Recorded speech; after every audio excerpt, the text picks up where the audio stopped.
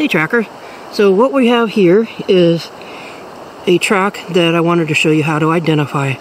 This is the track made by a western gray squirrel, and it is the front track. So front tracks of squirrels have 4 toes, and they show tiny claw marks which are very sharp and located ahead of the toes. You can see the claw marks right here and here.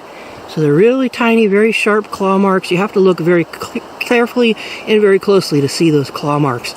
They do have a toe number 1, which is on one of these 2 heel pads or carpal pads down here. Toe 1 is very tiny. It has a claw, but the claw on toe 1 looks like our fingernail. It's flat like this. It's not like the sharp claws that they have on the other toes. So it looks a little bit different. And I've never seen that claw leave an imprint in a track. I don't think it can, because it's a short thumbprint sort of, or excuse me, a thumbnail sort of thing. So toe number 1 is down here on the front tracks, but it rarely will show up very prominently in the track. So usually we count 4 toes on the front track because that's what you will see. So toe 1 is down here. This is toe 2, 3, 4, and 5. And this is the right front track.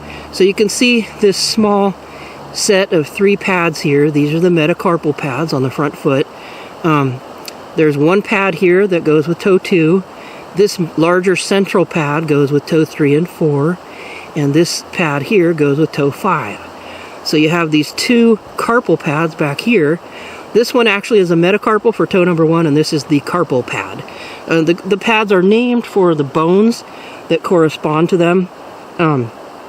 And we have carpal and metacarpal pads in our hands and tarsal pads in our feet. So we have the similar structures.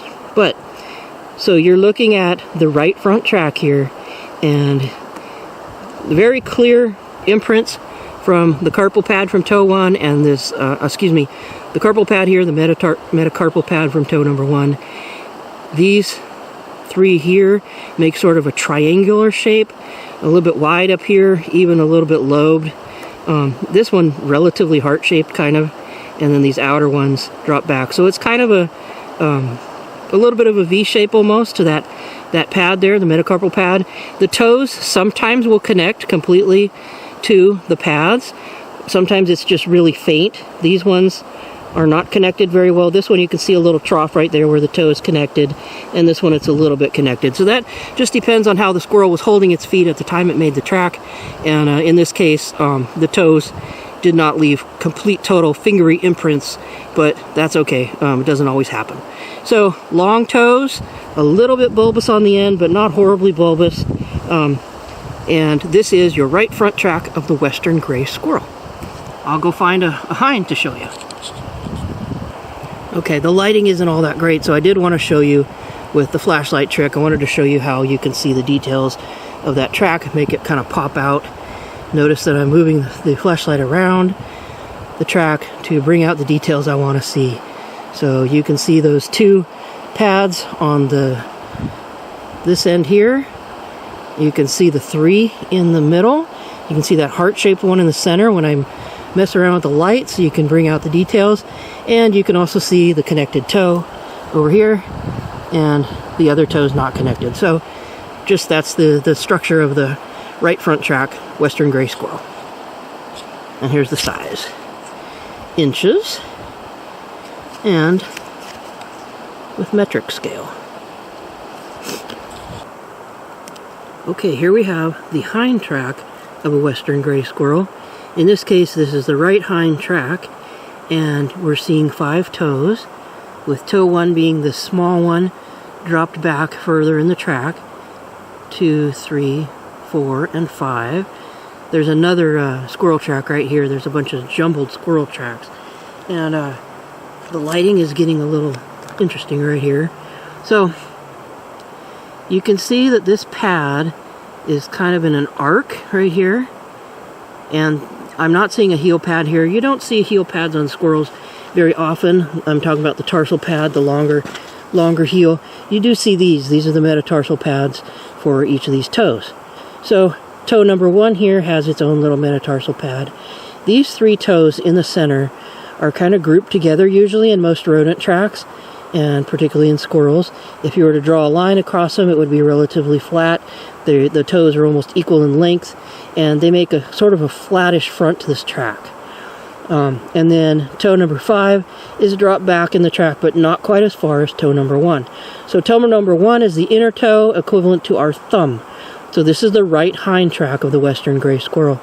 So again, you have the metatarsal pads here, and there are 4 of them. 1, 2, 3, and 4. The outer one is larger and dropped further back than this one, the inner one. The toes sometimes show up as connected.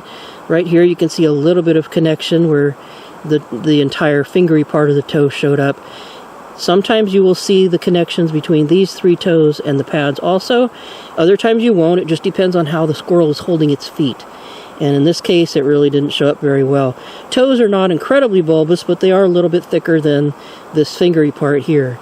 So you have claws on these toes that are kind of fine. Not all of them showed up here because of the substrate and because this other squirrel track stepped on it. But there are fine claws right ahead of these little toes, and they're sort of fingery looking sometimes, but not always. So this is the right hind, toe number 1, 2, 3, 4, and 5, and this is the western gray squirrel. And for size, I'll give you inches and metric. So sometimes you will see the entire heel imprint show up, but not always, and a lot of that depends on substrate. In fine dust, I see it a lot, but in mud, I don't see it that often. Okay, the western gray squirrel uses a gait called a bound, in which the front tracks land almost side by side. Sometimes they're paired, sometimes they're staggered, and then the hind tracks are usually paired because the hind tracks come around the fronts, land ahead of them, and then push off into the next stride. So in this case, you can see a little bit of the pushing off action here because the claws were dug in a little bit. These tracks are a little deeper because that's where the propulsion came from. It pushed off and jumped into the next stride. So the bounding gait leaves a pattern where you have paired front tracks. Right here it's on this leaf and it's not very good. So the left one isn't showing up. Here's the right front, the left hind, and right hind. But a bound is what squirrels use as their preferred gait, and in this case the western gray squirrel prefers this gait. They can walk, they can use other gaits, but the bound is the one that they're pretty much that's their preferred gait.